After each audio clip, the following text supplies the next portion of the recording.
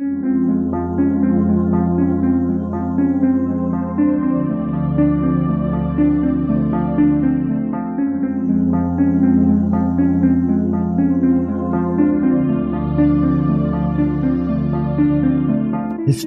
tells the story of the world and of our lives. Sometimes that history goes bump in the night.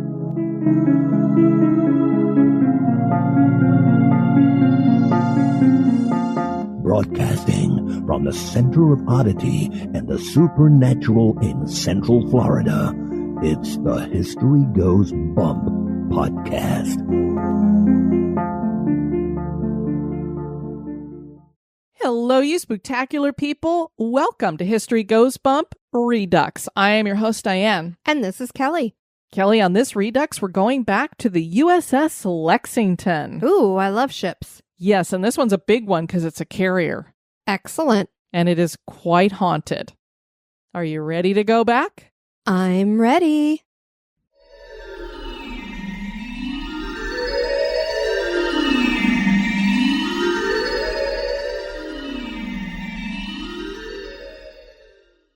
Great battleships and aircraft carriers have always been a massive asset, and a nation with an abundance of them was a power to be feared. The USS Lexington was a massive aircraft carrier that set more records than any other Essex Class carrier in the history of naval aviation during a career that made it the oldest working aircraft carrier in the U.S. Navy. Today, the carrier is a museum offering historical and ghost tours. There are many reports of unexplained happenings aboard the carrier.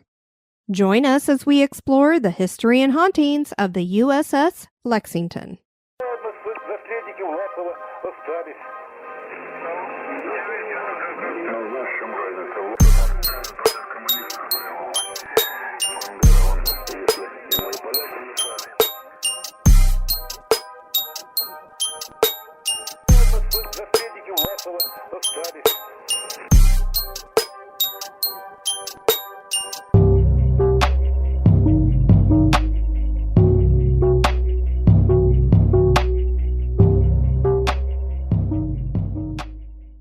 World War II was considered the most destructive war in history. This war was the gathering of the perfect storm. As Germany's economy crumbled, helping Adolf Hitler rise to power, Japan was seeking a rise in power as well and on a quest for empire, while Mussolini had brought fascism to Italy. These three countries realized they all had the same goal for world domination, and they joined forces and became known as the Axis. This doesn't mean that the Axis worked as a cohesive team. They never hosted summit meetings, and they rarely cooperated with each other, although they did sign the Tripartite Pact in 1940. The Axis had a lot of initial success, but eventually would be defeated in 1945. The war lasted for 6 years, from 1939 to 1945, and nearly every nation on Earth was involved. World War II made the declaration that World War I was the war to end all wars preposterous. When looking at deaths caused by this war, including civilians during both battles and because of famine and disease caused by the war, nearly 80 million people died worldwide. That's just a very sobering number, Kelly. Absolutely. During World War II, the Battle of the Coral Sea lasted for 4 days, and it was the first air-sea battle in history. Allied forces had intercepted a message that revealed that the Japanese were planning to invade Port Moresby in southeast New Guinea. This would give Japan control of the Coral Sea. The Japanese were surprised by an attack of American planes from aircraft carriers when they entered the area. Both sides would suffer losses, but the victory went to the Allies because the Japanese were left without enough planes to carry out the invasion on Port Moresby. This strategic victory would also help the Allies in the future Battle of Midway. That battle would end Japan's advance and lead to the final surrender of Japan. On May 8, 1942, during the Battle of the Coral Sea, tragedy struck the U.S. naval fleet. The USS Lexington, hull number CV-2, was sunk. Lady Lex, as the ship was known, had been launched in 1925 and was a very early aircraft carrier for the U.S. Navy. It was originally meant to be a battle cruiser, but when a treaty canceled the production of battle cruisers, the Lexington was converted into an aircraft carrier. This was an advantage because ships could hold up better under torpedo attack than carriers that were specifically built as carriers could. So it was kind of a good quandary for them to be in. They built this thing to be heavy duty, and then they didn't need it to actually be that way. Sure. The Lexington could carry up to 78 aircraft at one time and therefore was a huge asset in the Pacific campaign of World War II. It had been lucky enough to be at sea during the Pearl Harbor attacks, but it unfortunately only sailed for a few months before being sunk during this battle. 2,735 members of the crew were evacuated, and 216 were killed in the sinking. Their legacy, and that of the USS Lexington, did not end there, though. The USS Cabot was laid down in Quincy, Massachusetts on June 15, 1941. This was the same harbor that the previous USS Lexington had been laid down in some 16 years earlier. The Cabot was a mighty carrier with the ability to carry up to 110 aircraft and travel up to 20,000 miles at 15 knots. Her maximum speed was 33 knots, roughly 38 miles per hour. It was still under construction when the tragedy at the Battle of the Coral Sea took place, and the workers put in a request with the government to rename the Cabot the new USS Lexington. It was renamed as the 5th USS Lexington on June 16, 1942, and was hull number CV-16. They like that name. She launched on September 23, 1942, with the crew of 3,000 ready to carry on the legacy of the previous USS Lexington. Fun fact, the crew daily consumed 660 pounds of meat, 164 gallons of milk, and 97 dozen eggs. There's a lot of food they had to carry on there. The ship traveled through the Panama Canal to join the Pacific Fleet. Unfortunately, on the way, a test flight off deck went wrong and one of the pilots, 1939 Heisman Trophy winner Niall Kinnock, was killed. The ship continued on to Pearl Harbor and then participated in raids on the air bases on Tarawa. The Battle of Tarawa took place in November of 1943. The goal was to seize the island of Batio, which was under the control of Japan. Things started out rough because low tides kept American ships from clearing coral reefs that surrounded the island. The Marines sent to take the island ended up having to wade in through chest-deep water while being shot at by the Japanese. Talk about brave guys. The battle lasted for 76 hours and was bloody, but the U.S. Marines finally took the island. The Lexington then went on to the raid at Wake Island. This raid would help America to decide on the best way to win the war in the Pacific based on how effective the new fast carriers and the Hellcat fighters would prove to be. The Lexington returned to Pearl Harbor after Wake Island to gear up for the next operation at the Gilbert Islands. The Lexington sailed for a raid on Kwajalein on December 4, 1942. At this raid, the Lexington was responsible for damaging 2 cruisers and 30 aircraft before being struck by a torpedo, which knocked out its steering capabilities. Admiral Charles Pownall was in charge at this time, and he had told his crew not to fire at night because he didn't want to give their position away. That plan backfired, and the admiral would later be replaced. An emergency hand-operated steering mechanism was built, and the holes in the hull were welded shut with heavy steel plates. The ship managed to escape, but was later reported sunk to the Japanese military. In actuality, the ship was very much afloat and made it to Washington State for repairs before being sent back out. This false reporting of the Lexington being sunk occurred multiple times, earning it the nickname which it is most well known by, the Blue Ghost. The Japanese forces referred to it as such, because they said it had a knack for reappearing after it had been sunk. The carrier was painted in a dark blue camouflage to make it hard to see, which is where the blue part of the nickname comes from.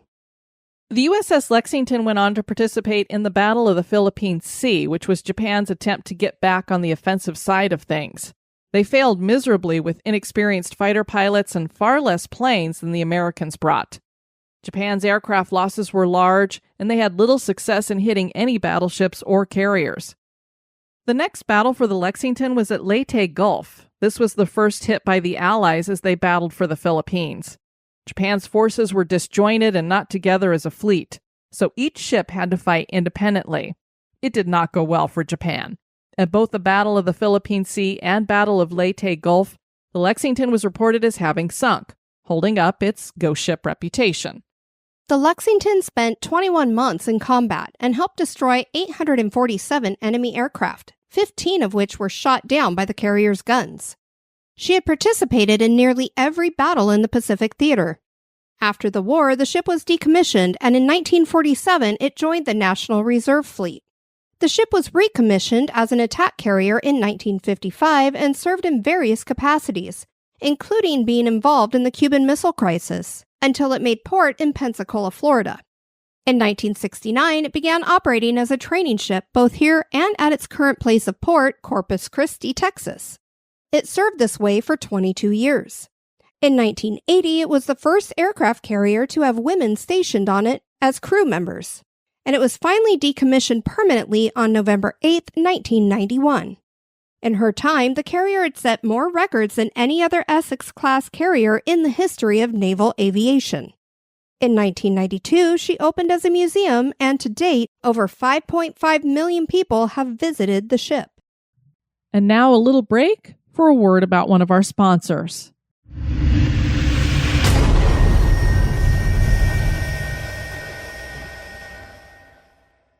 With all of the action this ship saw in a terrible war, it's no wonder there are reports of hauntings on board the ship. Many guests have claimed to see a World War II-era man standing on the deck of the ship before quickly fading away. Oddly enough, he is seen near where a plane collided with the ship, causing multiple casualties. People have reported residual hauntings as well. Many people claim to hear disembodied shouts, cries, and screams coming from other areas of the ship. Some even report hearing what sounds like distant gunfire or naval artillery going off. Many guests, including a member of the crew for one of the ghost hunting shows, reported feeling highly uncomfortable in areas of the ship like the switch room. Some even report to feel sick. While it is odd, there is a lot of machinery in that room, and it could just be EMF issues. You know, Kelly, when it's high EMF, it sometimes does make people feel a little bit nauseous. Definitely. Museum guests have on occasion gotten a tour from a blue-eyed tour guide dressed in a white naval uniform. He is a polite young man and knows a lot about the engine room. Everybody calls him Charlie. The only problem is that Charlie is not part of the staff. They're not paying him. He's also not part of the land of the living. It is believed that he is a former crew member who died after a Japanese kamikaze attack on Halloween in 1944 off the coast of the Philippines. And for those of you open-minded skeptics out there like us who find this hard to believe, on a Corpus Christi Caller Times website, as many as 200 visitors have reported encounters with Charlie. A tour guide at the Lexington named David Deal said, "This apparition told things about the engine I don't even know." Deal had actually served on the Lexington as both an airman and a catapult chief and retired in 1976. That blows my mind that Absolutely. The ghost is telling things that he didn't even know. So clearly it was somebody who intricately knew this ship. The director of operations and exhibits at the museum, M. Charles Russell, has had many strange experiences in his 26-plus years on the carrier. He has heard the rustling of clothes and footsteps behind him as he has walked out of his office on separate occasions. There was never anybody behind him. Russell said he had a weird incident involving ballpoint pens. He explained, "I always use a ballpoint pen, and over the course of a few weeks, I lost about 6 pen caps off my desk. The day I lost the 6th pen cap, I turned over my office looking for them. My office was spotless by the time I was through, and I never found them. It wasn't until I returned to my office the next morning that I found all 6 pen caps laying side by side, right in front of my computer keyboard." Clearly somebody put those there, and somebody was having some fun. Prankster, that's what we're going to be, Kelly. Yes, indeed. During restoration, a crew was in the middle of painting when they took a break for lunch. Upon their return, they found the painting done for them. Those are good ghosts. I like the ones who Absolutely. clean and do the work for you. Stick around. A couple visiting the ship saw an apparition of a dark-haired man wearing dungarees and a white work shirt jump to the deck below. They thought surely he must be injured, and they ran to help him. He was nowhere to be seen. Museum staffers have reported seeing 2 specters. One was a man dressed in a naval uniform, and the other was dressed in a Japanese pilot's uniform. Both spirits disappeared. The spirit of a nurse is thought to be on the carrier. The story goes that she worked on the USS Lexington during World War II and fell in love with one of the sailors who was killed in battle. Some people claim to hear her crying, while others have actually seen her apparition crying. A few times she has been seen holding a baby, and this makes people think she had gotten pregnant by the sailor. Many individuals report hearing screams of pain and terror in the engine room. This is the room that was hit by a kamikaze pilot during the war, causing many deaths. And that probably was when Charlie died. A ghost cam has been installed in the engine room because of all the activity. A worker also reported seeing something odd on the ship one night. A storm was rolling into the area where the ship was anchored. When there was a particularly bright flash of lightning across the sky, the worker says he saw several men in naval uniforms running across the deck of the ship. Another bolt of lightning flashed, and the Navy seamen were no longer there. Along with lights flashing on and off, there were reports of full-bodied apparitions below deck as well. Ghost hunters visited in 2007. The historian for the museum at the time, Judith Whipple, told the crew that she and another employee heard an audible, "Hey," when they were on the hangar deck. They were the only two on the carrier at the time. Jason and Grant later heard what sounded like somebody dropping a tool. Steve and Tango heard a female voice in the engine room. The team caught EVPs of a cough and scream. Jason and Grant felt that the carrier wasn't haunted. A security officer once heard running in the hangar bay around 3 a.m. He didn't see anything on the security cameras, so he went to investigate and he saw several shadow figures running chaotically. He never returned to work after that night. A tour guide at the museum believes that what the officer saw were sailors running for cover after a torpedo attack hit the ship in Hangar Bay 3. The following story was shared on Reddit. So this was way back when I was a kid in the early 90s. I was a Boy Scout and we had the opportunity to travel down to Corpus Christi and visit the Lexington and then get to stay on the ship overnight in the same bunk racks that the sailors slept in. It was a really cool experience being able to sleep there and see what it felt like. At night, we were given a VIP tour of the ship. The only people supposed to be on the ship were our scout group, the tour guide, and a security guard. While on the flight deck, the security guard mentioned that a lot of people had witnessed a white orb hovering around the fantail and stern of the ship. We were given time to explore the deck on our own in pairs and view all the airplanes on display. Lights were on the deck, so it wasn't too pitch dark.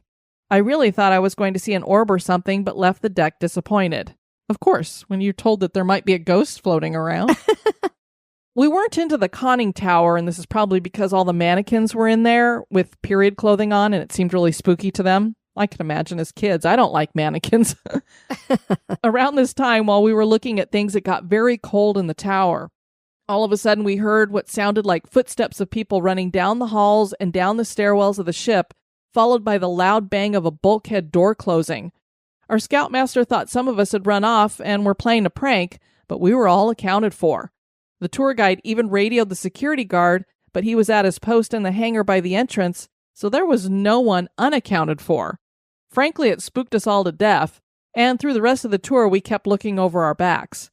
That night in the bunks was especially scary. A few times I woke up in the middle of the night and could have sworn to hear whispering of people just outside my bunk curtain and the walking of footsteps. Ooh, what a great overnight, though. I would dig it. I would, too. And Jared would have to join us. Absolutely. If we go to Texas, we're going to hit the USS Lexington. I'm sure the USS Texas is there, too. With all of the tragedy surrounding the Second World War, it is no surprise that we get reports of strange happenings all around the locations in which it was fought. Many people valiantly gave their lives, and their legacy lives on today through museums, films, and history books. Do these men and women still man their posts in the afterlife? Are they still seen protecting the port at Corpus Christi? Is the USS Lexington haunted? That is for you to decide. Definitely a cool place for us to check out. If you guys have been to the USS Lexington and had an experience, let us know. I want to thank you guys for joining us on this Redux. I've been your host, Diane. And this has been Kelly. You take care now. Bye-bye.